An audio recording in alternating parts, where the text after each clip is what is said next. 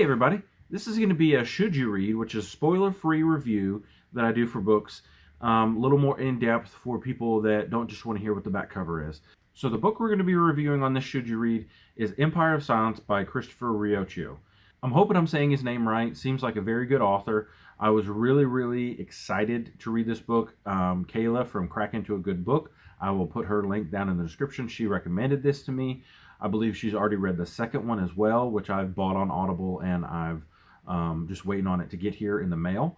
This was an amazing read, and I was really excited about it. It's more of a sci-fantasy set way in the future, I believe in the 17,000th century, so about 15,000 years from now. We've done a lot of crazy things with gene splicing.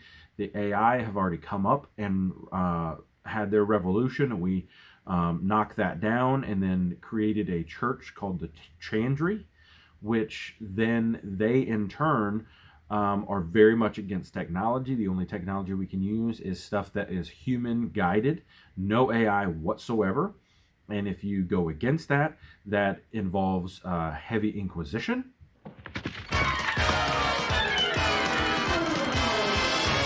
The Inquisition. Let's begin the Inquisition.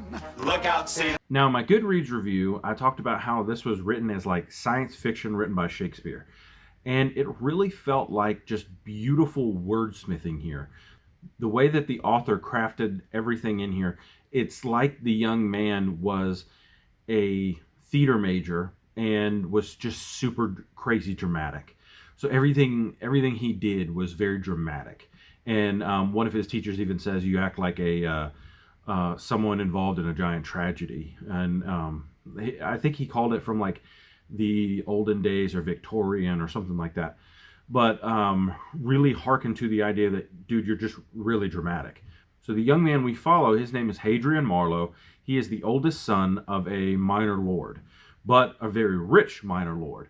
So when we pick up his story, he actually is in prison, about to be executed, and he's about 1,000 years old due to gene therapy, gene splicing, some of the things they've done with cold storage and like long-term space travel.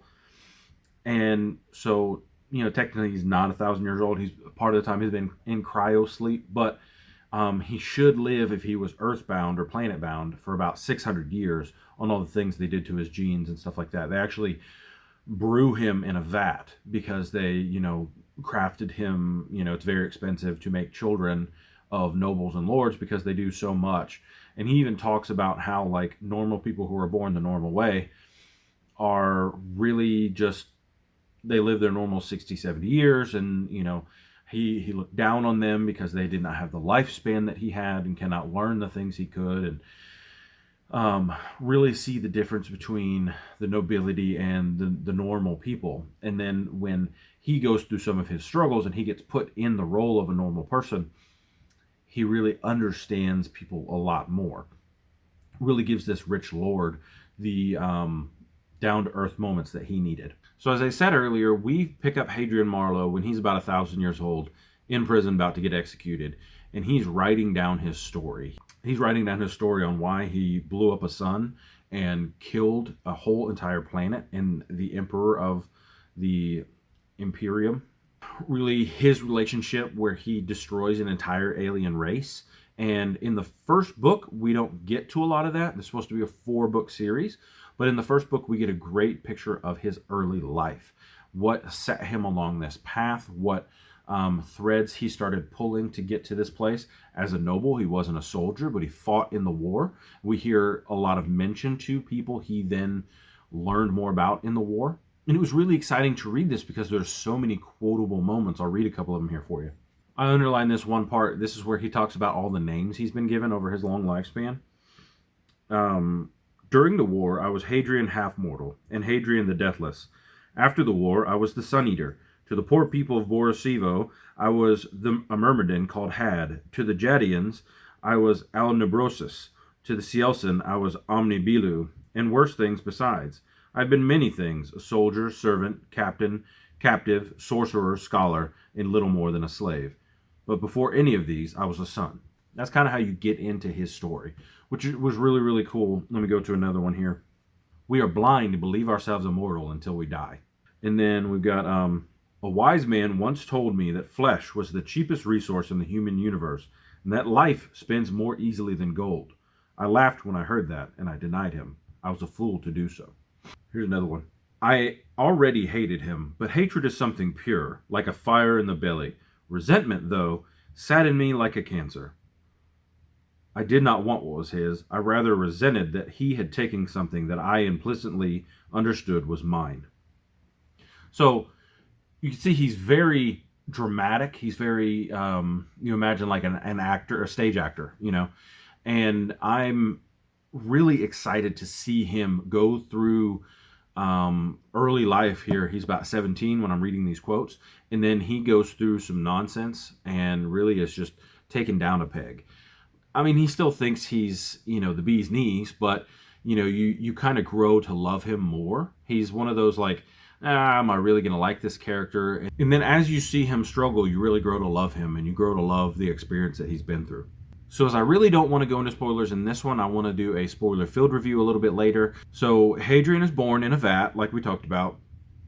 His mom and dad have nothing to do with his conception. All they did was contribute genes that were given to a lab, and the lab created him. They barely even made it there for his birth. Really, mom and dad only care about him slightly. Dad for what father for what he could give him, and mother just with that slight paternal instinct, but she really could care less. She lives on a different side of the planet than him and only sees him once a year or so. He then is disinherited by his father, given to the church, which we talked about, the Inquisition people, and is shoved off world, and that's when all the craziness happens. So once he goes off world, really the best part of the story, I think. But the first part of the story still is really interesting because you see him come to terms with who he is and what he wants out of life, kind of the thing that all 17-year-olds do. And it's exciting to see him kind of go through that. He feels like he's untouchable, and then he is basically, everybody tells him, no, you're not. You're actually just as human as the rest of us. And he has to learn that the same struggle that normal people go through, nobles go through. So really, really cool. He's not a hateful person in any way, but he definitely needs to be brought down a peg, and that happens in the story. I think the author did a great job with this. Please give him a read. This is a wonderful, wonderful story, narrated very well. I did the book and the audiobook at the same time. And the guy who did it, I'll put his face up here. I can't remember who he is, but he was on Turn. He was the bad guy on Turn, and he made a great bad guy. What a great narration he did on this story. So all my social media links are down in the description below. And I would love if you join Bookie Club. We're a little over 20 chapters into Leviathan Wakes. You could catch up really quickly and very easily. Bookie Club is not just about that single book. So if you wanted to come and join our next read, which will be Dune starting in February, you could join the book club and familiarize yourself with it and be ready for Dune when that starts up in February. I'll give you some dates when we get a little bit closer. Or if you just want to talk about books, we could talk about books. Discord channels down in the description below. I don't get a lot of people talking in there, but I stay pretty active on it and use it for video games and stuff like that. If you guys wanted to play video games with me, you could always hit me up on Discord, and we could play a video game or something. So any interaction you guys have, I would love to interact with you. So see you next time. Bye.